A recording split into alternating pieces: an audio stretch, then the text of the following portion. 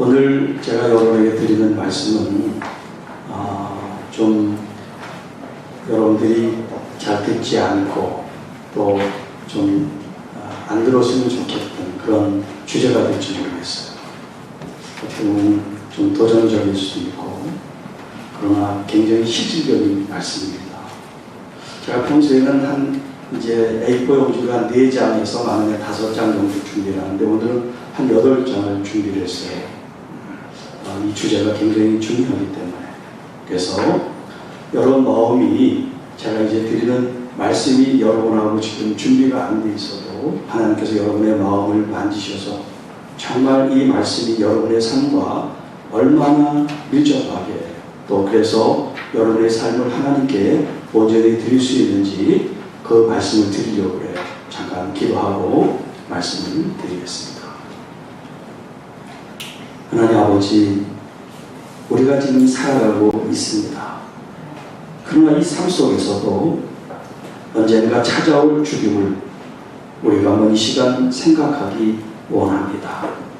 피하고 싶고 또 나에게는 잊지 않으면 좋겠는 그런 막연한 마음을 갖고 있지만 반드시 죽음은 찾아오는데 우리는 어떻게 이 죽음을 준비하고 있고 또 이 죽음을 맞이할 마음이 되어 있는지 오늘 성경에 비추어 주님의 말씀으로 내 마음을 무장해서 하루하루 살아가는 우리의 삶이 죽음으로 향하는 길이 아니라 새로운 삶을 향한 여정임을 알게 하셔서 부활이신 우리 주님과 우리가 영원한 영생을 누릴 말씀의 보장이 우리에게 있음을 믿는 복되고 귀한 이 시간 되게 하여 주옵소서. 우리 주 예수님의 이름으로 감사하며 축복하며 기도하옵나이다. 아멘. 자, 제가 여러분에게 아주 도발적인 질문을 하나 드리겠습니다. 70 넘으신 분 중에서 영정사진을 준비하신 분 계십니까? 80 넘으셨는데 영정사진이 준비되어 있으신 분. 자, 분명히 치러야 될 과제인데 우리는 내 마지막을 내가 준비하지 않고 자손들이나 다른 사람에게 이렇게 맡기게 되는 것이 일반적이에요. 왜냐하면 누구도 죽음을 맞닥뜨리고 싶지 않습니다.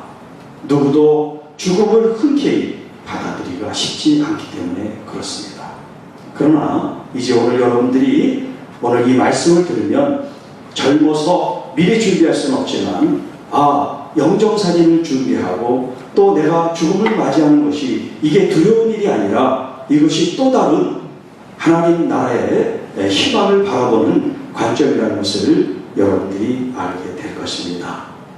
자, 인문학이라는 학문이 있는데 인문학은 이제 사람들이 살아가는 삶 속에 어떻게 살아가는 것이 자신과 다른 사람들에게 유익이 되고 행복한가, 그래서 공동체, 관계, 이 속에서의 삶을 연구하는 게 이제 인문학이라고 할 수 있어요.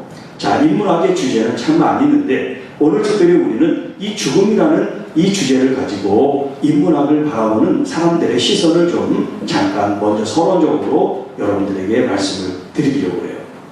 자, 여러 가지 학설과 또 여러 가지 정리된 이야기가 있지만 제가 먼저 결론부터 얘기하면 이 땅에서 성공적인 삶과 또 잘 살았다는 것은 무엇을 의미하느냐? 죽음을 잘 아는 것으로부터 시작한다. 이게 이제 학자들의 결론이에요. 자, 그러니까 내가 지금 어떻게 죽나 하는 그런 얘기가 아니라 이 죽음의 의미가 무엇인가를 우리가 잘 알면 오늘 주어진 이 삶을 우리가 잘 살 수 있다는 그런 전제가 되겠습니다. 그래서 사람들은 죽음이 중요함에도 불구하고 이 죽음에 대한 생각을 거의 안 하다시피 하죠. 살기도 바쁘고 살아가는 이야기도 힘든데 죽는 얘기를 왜 기분 나쁘게 아마 그렇게 생각할지도 모르겠어요. 자, 죽음 인문학이라는 이제 작년에 나온 책이 있는데 그 책의 저자는 한 교회 목사님이세요. 근데 이분이 그 암으로 이제 죽을 위기에 놓여 있어요. 3년 동안 암 투병 생활을 하면서 죽음을 경험하기 시작합니다. 그리고 동료 안병동에 있는데 옆에 같이 누워있던 사람이 금방 죽어서 이제 또 화장을 하는 일들이 생기면서 이분이 3년 동안 자기 이 암 투병과도 싸우지만 이 죽음이 과연 무언가 하는 것을 깊이 묵상하고 말씀과 또 이제 출판되어 있는 많은 서적들을 이제 연구하면서 그 책을 쓴 게 이제 죽음 인문학이라는 이런 책이에요. 좀 전에 결론을 말씀드린 것이 바로 이분의 이 책에서 말하는 결론입니다. 성공적인 인생은 죽음에 대한 분명한 답을 가지고 사는 삶이다. 그렇게 결론을 내리고 있어요. 그렇게 결론이 내려지기까지는요, 이제 많은 연구를 했는데 특별히 이 죽음에 대한 이해를 이제 몇 그 종교적인 혹은 이 무신론적인 관점에서 이제 종합을 했어요. 그래서 세 가지 관점에서 죽음에 대한 이해를 서술을 했는데 첫 번째는 무신론적인 죽음이에요. 하나님은 없다, 신은 없다라고 하는 그런 관념을 가진 사람들, 우리 주변에 신은 없다고 생각하는 많은 사람들이 있죠. 그 무신론자들은 죽음을 어떻게 이해하는지 이제 정리를 해놨어요. 여기 이제 무신론, 무교, 유교, 도교 이런 철학적인 이 관점이 바로 이제 무신론적인 죽음 이해인데요. 이 무신론적인 죽음 이해를 하는 사람들은 내세 천국이 없어요. 신이 없는데 천국이 있을 수가 없죠. 그러니까 이 땅에서 삶만을 위해서 사는 것을 이제 가르칩니다. 그러니까 죽음은 그 이유가 없으니까 죽음은 허망하죠. 그러니까 이 땅만 있으니까 죽음이 받아들여질 수가 없죠. 그러니까 이 죽음을 기피하고 멀리 할 수 있게 돼서 살아가는 이 삶을 더 이제 애착을 느끼고 살아가는 그런 삶을 말합니다. 두 번째는 범신론적인 죽음이에요. 범신론. 이제 종교에서도 우리 유대교나 이슬람, 우리 개신교, 그리스도교는 범신론이 아니에요. 신이 존재하지만, 신을 믿지만 범신론이라고 하지 않습니다. 범신론이라고 하는 것은 그 신의 어떤 대상이 구체화되지 않은 그 모든 것이 신적이고 신이라고 생각하는 그런 사상을 범신론이라고 해요. 그 범신론에 뭐가 있냐면 힌두교, 불교, 뉴에이지 사상이 있어요. 자, 여기서 말하는 범신론적인 죽음 이해는 이제 그 유실론, 우리 기독교에서 말하는 천국이나 이런 것들이 구체적인 어떤 공간과 장소의 개념으로 보지 않습니다. 그래서 이제 불교만 해도 그들이 해탈이라는 그런 말을 쓰죠. 그리고 또 윤회라는 말을 쓴단 말이에요. 그러니까 우리는 죽으면 천당, 천국 간다라는 개념이 있지만 이 범신론 사람들은 그런 개념이 없어요. 그냥 우리가 성불하고 해탈하고 그 다음에 또 그렇지 않으면 다시 윤회해서 뭐 벌레로 태어나든가 짐승으로 태어난다 이렇게 생각을 하고 있습니다. 반면에 이제 뉴에이지는 좀 그거하고 다른데 이건 뭐 종교가 아니니까 이것은 이제 하나의 사상인데 이 뉴에이지는 신은 없지만 내 자신이 신이라고 하는 그 신적 그런 초월성을 가지고 생각을 해요. 그러니까 모든 중심이 자기에게 있는 그런 사고 구조를 가진 것이 이제 뉴에이지의 사상이라고 할 수가 있어요. 그래서 육체보다는 정신적인 세계에 더 많은 가치를 이제 두게 되죠. 마지막 세 번째는 이제 유실론적인 그 죽음에 대한 이해, 유실론. 그러니까 신이 존재한다, 신을 믿는다는 그 사람들은 어떻게 죽음을 이해하느냐라는 이야기예요. 여기에는 이제 유대교, 이슬람, 우리 그리스도교가 이제 속하는 게 바로 유실론적인 이제 이해라고 할 수 있어요. 자, 이 유실론적인 죽음 이해는 천국, 초월적이고 분명한 공간이나 장소가 있다는 것을 믿습니다. 여러분 믿습니까? 여러분이 믿지 않으면 여러분은 유실론적인 죽음 이해를 갖지 않은 사람들이에요. 여러분들은 죽어도 천국에 갈 수 있다는 그런 믿음을 가지고 있어야 그리스도인에 대한 신앙생활을 하는 거예요. 그래서 영정을 준비하든 뭘 준비하든 상관없어요.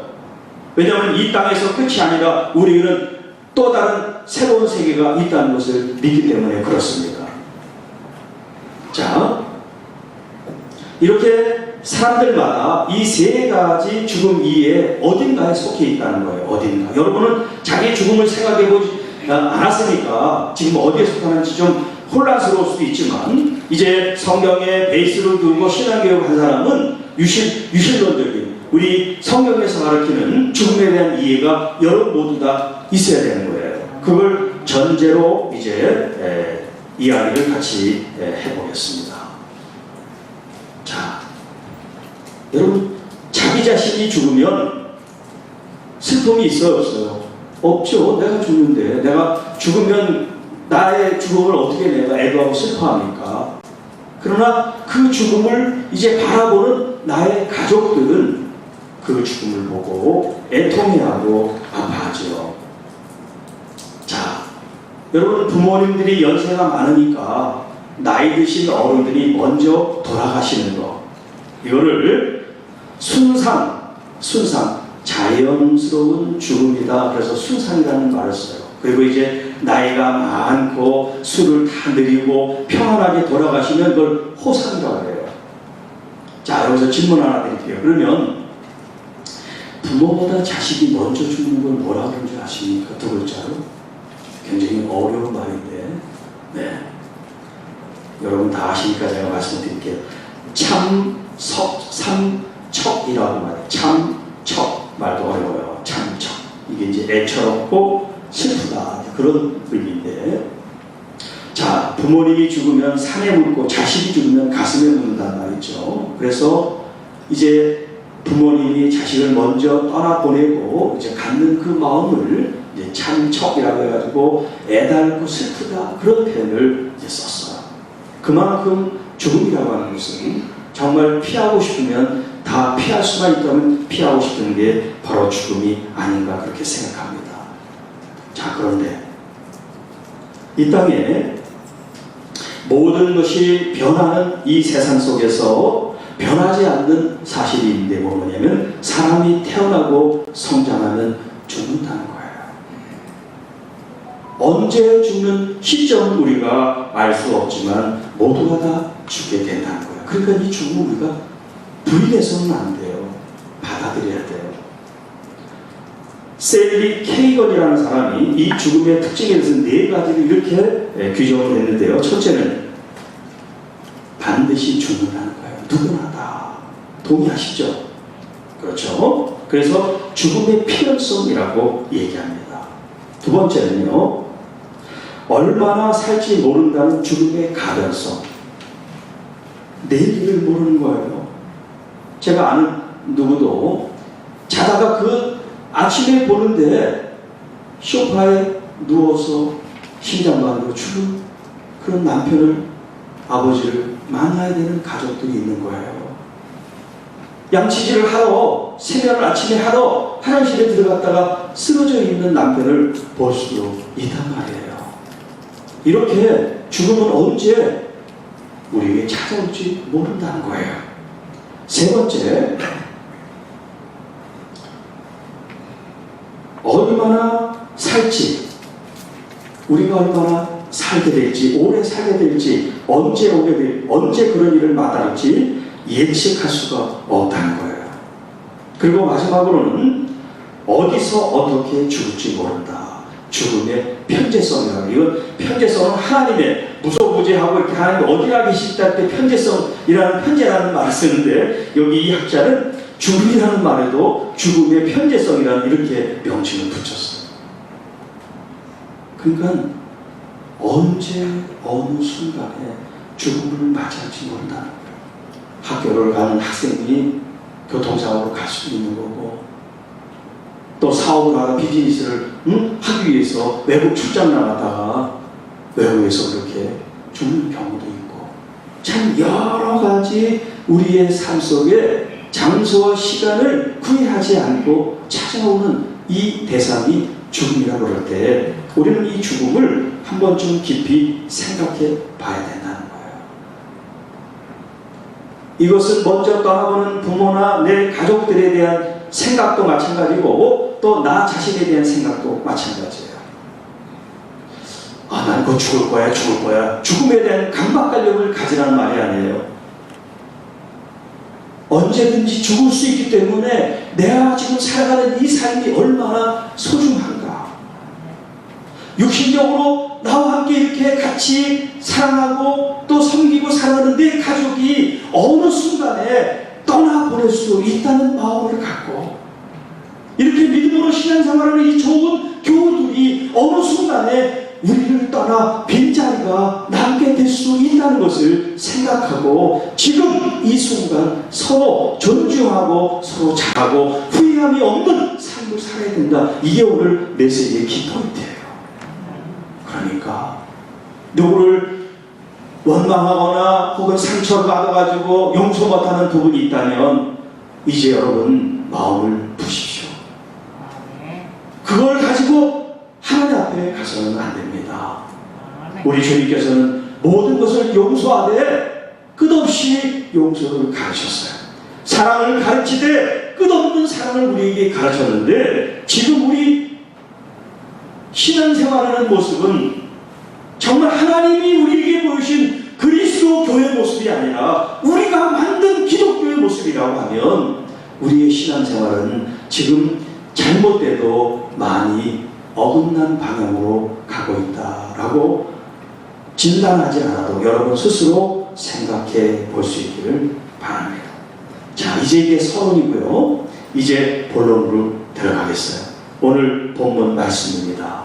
이것은 사도 바울이 비스디아 안디옥이라고 하는 곳에서 지금 회당에 모여있는 유대인들을 대상으로 예수께서 선포하는 설교의 한 대목이지요. 자, 31절 말씀. 갈릴리로부터 예루살렘에 함께 올라간 사람들에게 여러 날 보이셨다. 이 말씀은 그 전에 30절에 있는 말씀, 하나님께서 죽은 자 가운데서 예수 그리스도를 살리셨다는 그 말씀을 풀어서 얘기를 하고 있습니다. 예수님은 역사적으로 이 땅에서 십자가형을 받고 죽었습니다. 이건 역사적인 사실이에요. 이것은 부인할 수가 없어요. 그냥 예수님도 오셨다 죽었구나, 그게 아니고 예수님은 그 젊음을 하나님 나라를 위해서 십자가에 달린 것이 그 종교 지도자들이나 정치 지도자들의 결탁을 위해서 주님이 억울하게 십자가를 지신 것이 아니라 그 스스로가 하나님께서 허락하셔서 우리의 죽음을 대신 짊어지셨다는 것입니다. 그래서 하나님이 죽은 자 가운데 그를 살리셨다라고 말씀하세요. 자, 여기 31절에 갈릴리로부터 예루살렘에 나가는 이 말은 예수님의 3년 공생애를 이 지역이라고 하는 두 단어로 압축시켜서 말씀하고 있는 거예요. 압축시켜서.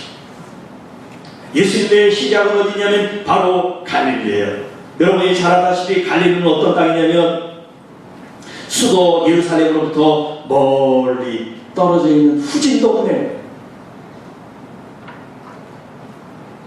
지금은 뭐 기자촌, 여기 진광동, 구파발이 참 뉴타운에서 좋지만 과거 몇십 년 전만 해도요, 서울에서 실패한 사람들이 지방으로 가지 않고 거기에 이제 있고 또 거기서 또 안 되면 지방으로 가고 뭐 그랬다고 그러더라고요. 누가 얘기를 하기를. 이 도시 중심이 아닌 자꾸 외곽으로 나가는 건 뭐냐면 그만큼 그분들이 실패하고 이 소외됐기 때문에 점점 변두리로 간단 말이에요. 지금은 좋은 아파트 시설들이 지방에도 있고 다 있으니까 지금은 그런 게 해당이 안 돼요. 지금은 해당이 안 되지만 과거에는 그랬단 말이에요. 지금 예수님의 살아있었던 이 당시는 더군다나 더했죠. 갈릴리 사람, 거기에 무슨 선한 사람 있어? 거기에는 사람들이 전부 다 비리비리하고 그 다음에 피주류 사람들, 형편없는 이 땅에서 약자들, 힘없는 사람들, 가난뱅이들, 아픈 환자들, 그런 사람들이 있는 곳이 바로 이 갈릴리였어요. 그런데 예수님은 바로 그곳에서 사역을 시작했다는 거예요. 이게 굉장히 중요한 시사점을 우리에게 주는 겁니다. 예수님 같이 왕궁에서 태어나지 않고 어디서? 말구유에서 태어나신 것 같은 그런 의미로 주님께서는 갈릴리, 소외되고 병들고 사람들에 대해서 무시되고 관심 밖에 있는 그들을 향해서 주님은 이 땅에 오셔서 사역을 시작하셨어요. 전국 복음을 전파하시고 그들의 병을 치료해 주시고 하나님의 나라에 대한 소망을 그들에게 선물로 주셨다는 거예요. 그리고 이제 예수님께서 어디로 향하셨습니까? 예루살렘으로 향하셨어요. 예루살렘은 어떤 땅이에요? 거기는 수도입니다. 거기는 모든 정치, 경제, 사회, 문화의 중심적이에요. 이스라엘 가장 중심이 바로 예루살렘이에요. 거기는 예루살렘 성전, 하나님의 성전도 있는 곳이에요. 그런데 여러분, 예수님께서 그 성전에 오셔서 가장 먼저 하신 일이 뭔지 아세요? 성전에 들어가서 장사하는 사람들의 이 좌판을 다 뒤집어 엎는 거예요. 하나님이 거룩한 집을 너희들이 장사의 속을 강도의 속으로 만드는구나. 하나님이, 예수님께서 그 성전을 정결하게 하신 사건이에요. 그때부터 예수님은 이제 타겟이 됐어요. 제거의 대상이 됐어요. 그가 없어져야 당시 종교 지도자들이 가지고 있었던 이런 기득권, 경제적인 이익을 취할 수가 있었어요. 그리고 예수님께서 하시는 말들이 사실 대부분 굉장히 권위가 있고, 배우지 못한 목수의 아들이 저렇게 진리의 말씀을 선포할 수 없는데, 자기들은 율법을 배우고 공부를 하고 지금 말하면 박사학위까지 있는데 그렇게 할 수가 없는데, 저 일자무식 예수는 자기들보다 더 권위 있는 하나님의 말씀을 선포하고 있으니 얼마나 배알이 아프겠어요.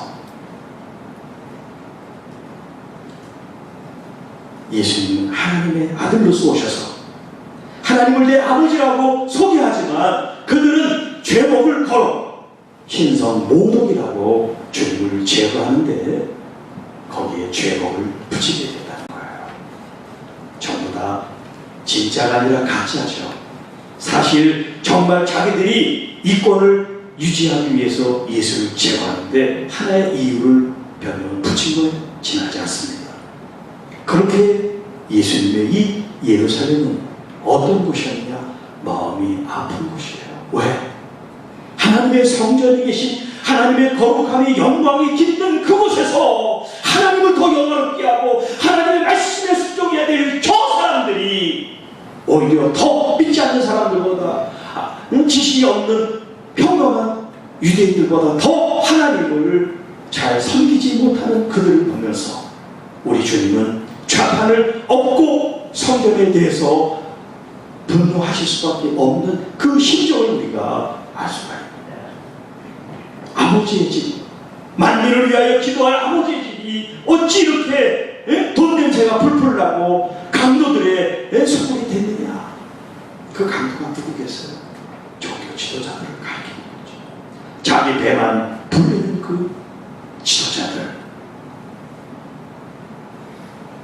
바로 그 예루살렘에서 주님은 무엇을 하셨어요? 당신을 내어주셨어요. 그리고 십자가에 죽음으로써 이 세상에서 주님께서 해야 될 미션, 사명을 성취하셨어요. 그래서 십자가상에서 다 이루었다라고 말씀하신 거예요. 다 이루었다.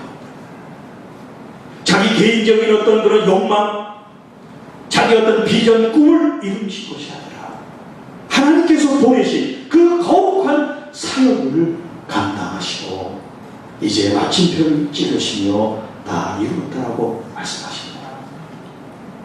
자, 그럼 제가 여기서 질문을 드릴게요. 예수님은 자기 죽음을 준비하셨어요? 준비하지 않으셨어요? 준비하셨죠.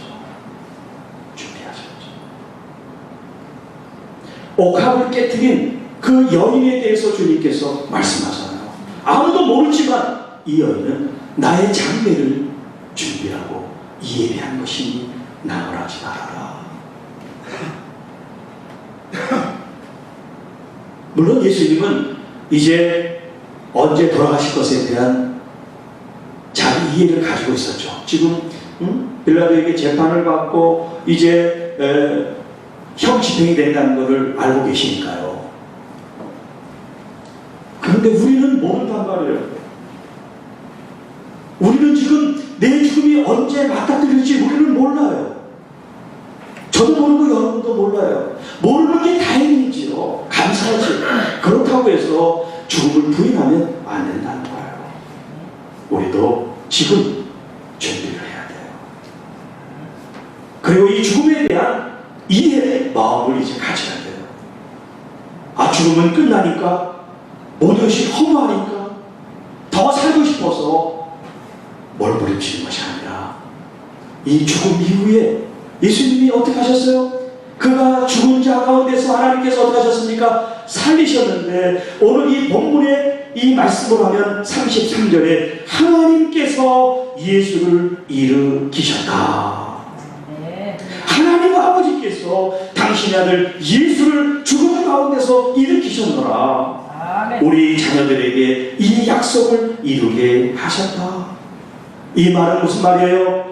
오늘 예수를 믿는 우리들에게도 바로 하나님께서 똑같이 예수님을 살리시고 예수님을 일으키신 그 능력으로 여러분들을 일으키신 줄 믿습니다. 할렐루야. 그러니까 우리가 세상 사람들과 똑같이 이 죽음에 대한 이해를 가져서는 안 돼요. 우리는 이제 죽음을 편하게 맞이해야 돼요. 친숙하게 맞이해야 돼요. 괜찮아. 그래서 제가 여러분한테 제안을 드립니다. 이제 연세가 되신 분들은 영정사진을 찍는데 환하게 웃는 사진을 좀 찍어주세요. 응? 뭘 필요하면 제가 찍어드릴게. 네, 교회 오세요. 응? 네. 얘들아, 나 천국 가. 거기서 또 보자.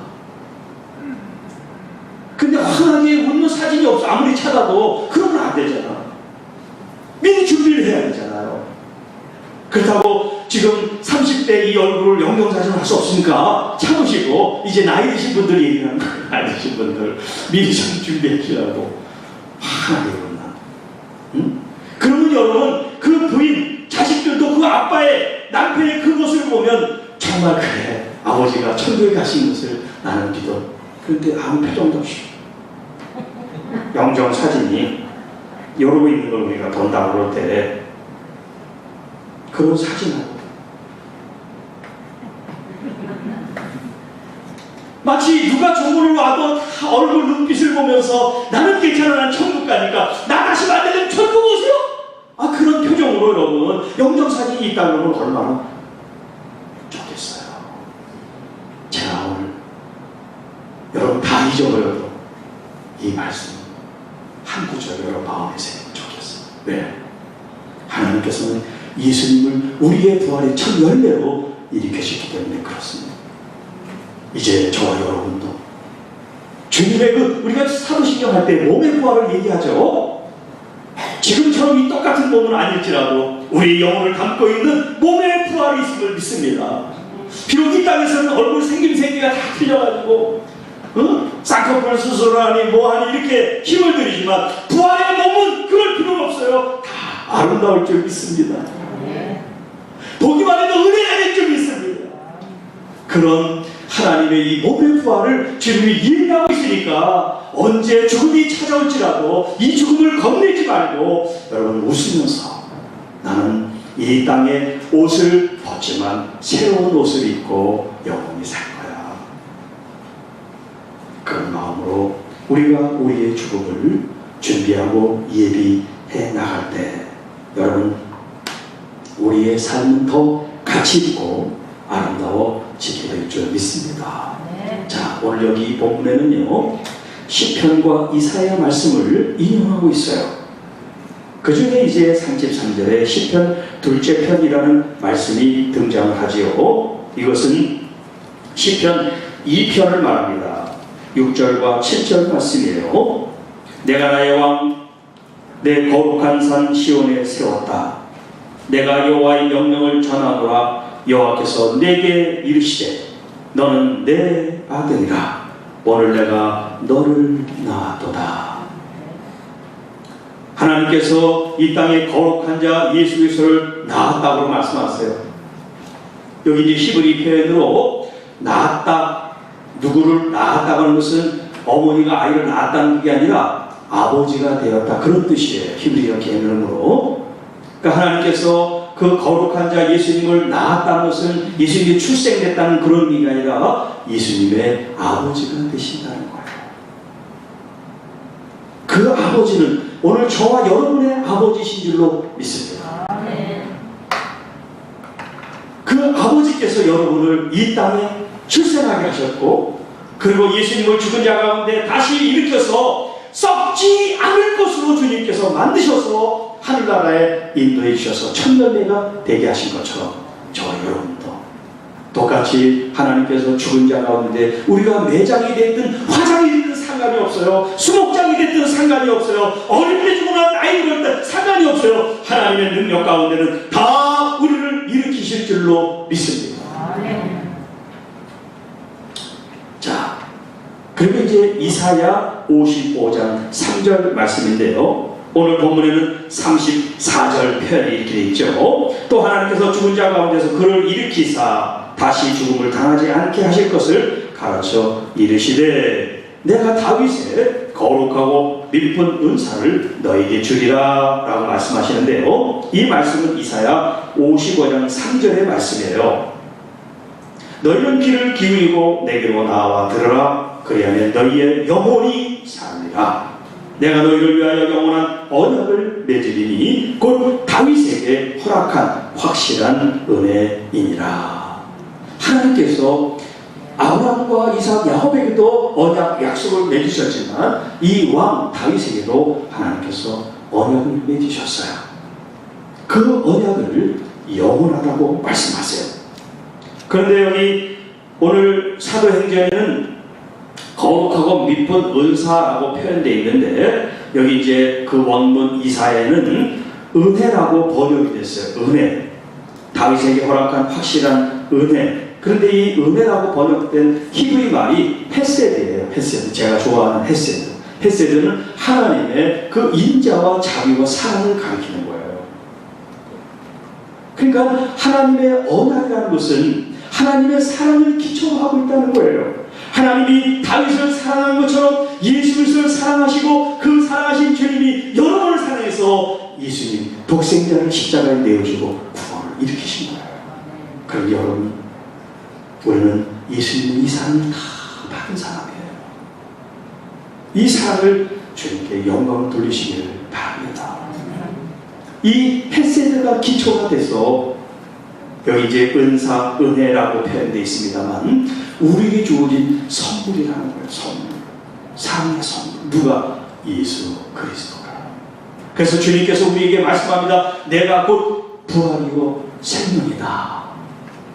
나를 믿는 사람은 죽지 않고 죽어도 영원히 살리라. 이것이 바로 아까 이제 4가지 카테고리에 나온 죽음의 이해라고 하는 말씀을 드렸지만 이제 유실론적인 죽음 이해, 특별히 우리 말씀에 입각한 그리스찬들의 죽음의 이해는 뭐냐? 죽어도 죽지 않는다. 죽어도 영원히 산다. 언제 죽을지 모르지만 우리는 두려워할 필요가 없다는 거예요. 그래서 오늘 내게 주어진 이 시간이 얼마나 소중한지 몰라요. 지금 나와 함께 만나는 이 사람이 얼마나 귀한지 몰라요. 그렇기 때문에 여러분 가족, 이웃, 친지 혹은 교우, 여러분 직장의 동료 모두 사람을 이제 다른 눈으로 바라보시기를 바랍니다. 그냥 지나갈 사람들, 그냥 스쳐 지나가면 잊어버릴 대상들 그렇게 생각하지 말고 하나님께서 나에게 주신 나의 가족들, 나의 이웃들, 나의 교우들, 나의 이 동료들을 여러분 존중히 여기고 귀하게 여기는 그 삶이 어디로부터 나오느냐? 바로 죽음에 대한 참된 이해. 예수 그리스도가 부활의 첫 열매가 되셔서 우리도 다시 영원히 살 것에 대한 이 믿음이 오늘을 살게 하는 동력이 된다는 사실이에요. 에너지가 되게 한다는 사실이에요. 여러분 슬픔이, 질병이, 어려움이 다가와도 우리에게 밝은 내일이기 때문에 참을 수가 있고요. 그 소망을 바라보기 때문에 여러분 함께 같이 손을 잡고 나가자고 할 수가 있을 줄로 믿습니다. 그래서 예수님은 우리들에서 죽는다라는 표현을 쓰지 않고 잠들었다라고 표현하고 있어요. 여기 이제 고린도전서 15장 51절에 보라 내가 너희에게 비밀을 말하노니 우리가 다 잠잘 것이 아니요.